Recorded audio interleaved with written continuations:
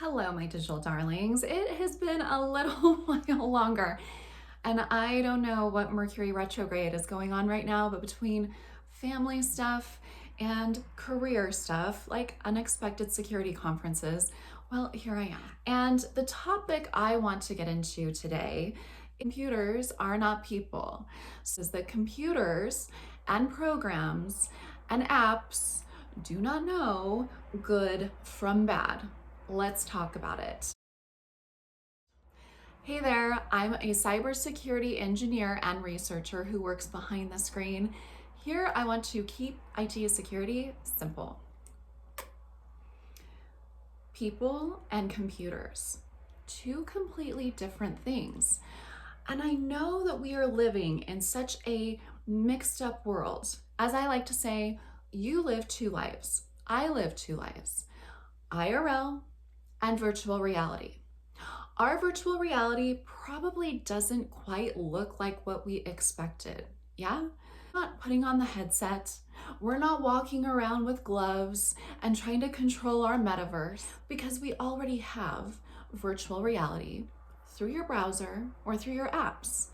And if you're like most, you're watching a lot of this or interacting with it on your phone. Your phone is probably like the main device, right? That you access most stuff. And what I'm trying to explain is how we are in between these two different worlds. You're seeing virtual reality through your IRL. Kind of twisted and crazy to think about, right? But now we have introduced this little thing called AI. AI.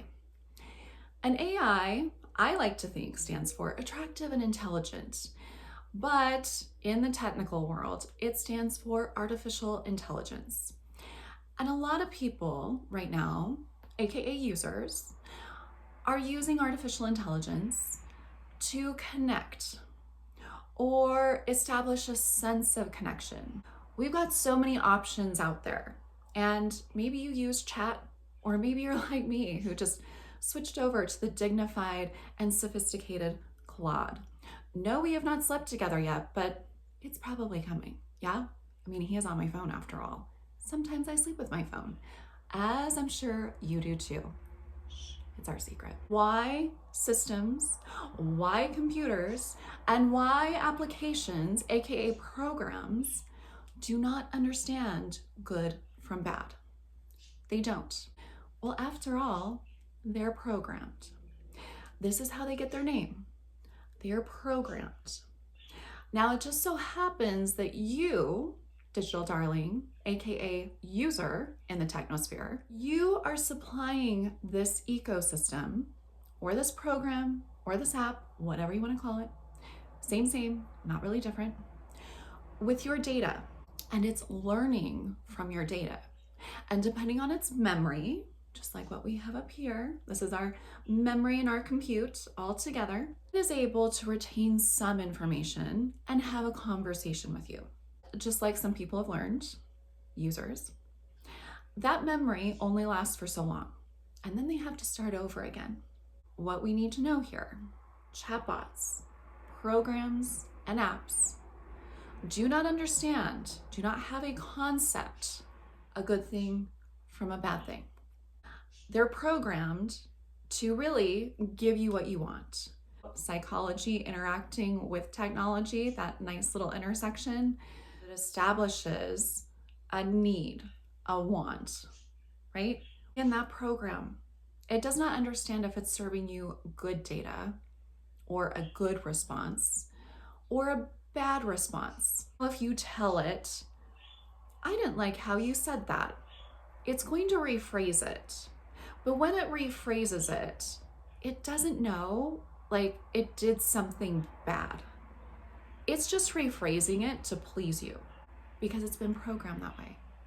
Now, because people run programs, and again, this line is getting a little bit blurred because of AI. It's machine learning from the data that you give it, and it can only learn so much. You feed it data and it's programmed to do certain things. That's kind of it. Because it's a programmable thing, you need to understand that it can be exploited.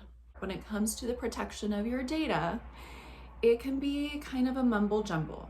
Why, my digital darling, it is so necessary for you to understand if systems don't know good from bad, and companies aren't like made to really like stick to security standards unless they're breached or exploited or hacked. We don't have a national United States governing body to make sure that your data is protected and secure.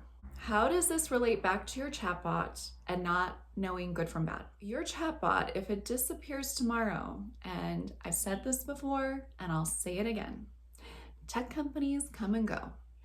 I want you to think of tech companies like sandcastles. These companies, they come and go because they're startups and they need money to back them to hire the programmers, the developers, the engineers to program the stuff and make sure the stuff doesn't break. I'll be the first to tell you, all this digital stuff breaks, and it breaks a lot. Not just living in New York City, but we're living in like the most weird, odd, crazy condo or co-op building, and that is the internet. That's what it's like being online behind the screen. If these companies can go away, they don't have cybersecurity standards that they absolutely must check off. What happens to your data? What happens to the important, deep, juicy stuff that you tell your chatbot? Of chatting with a chatbot is not a solution. In fact, it could be a bigger problem. If you are worried about secrecy, if you are worried about seen and being felt, this is a program. It's a program that is meant to be used as a tool. There's no judgment here, none. But I just want you to understand a little bit more what's going on behind the screen, the actual details. And then you, as always, get to choose your own adventure. So, well, I'm trying not to spill my tea, but I'm spilling behind the screen tea with you. So use these little nuggets, share, please share with your friends, please share with your family. And as always, I want you to stay safe and secure online and in reality. Thank you so much for finding me, and I will see you on another video. Bye.